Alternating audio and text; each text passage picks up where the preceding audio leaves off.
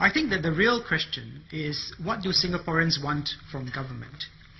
The French economist Frédéric Bastiat once described government as that great fiction through which everybody endeavors to live at the expense of everyone else. And that is true of Singapore as it is of every other country.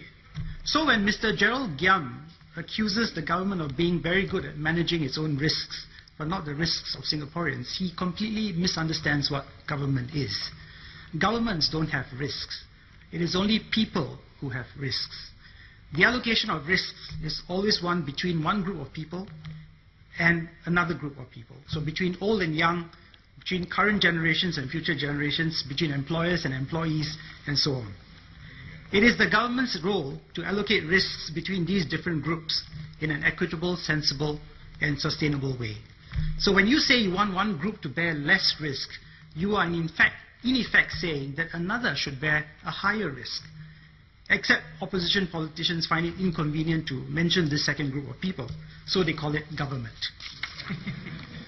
I think that it's easy to answer what people want at a general level. They want less stressful education, but a better educated and more competitive workforce. They want higher wages, but lower costs. They want a free market, which promotes investment and creates better jobs, but with protection from competition. It is when we come to the details that things get a bit more complicated. But the details are everything. It's what distinguishes a successful country from one that is not. We are fond in this house of saying, you know, the policy sounds good, but the devil is in the details.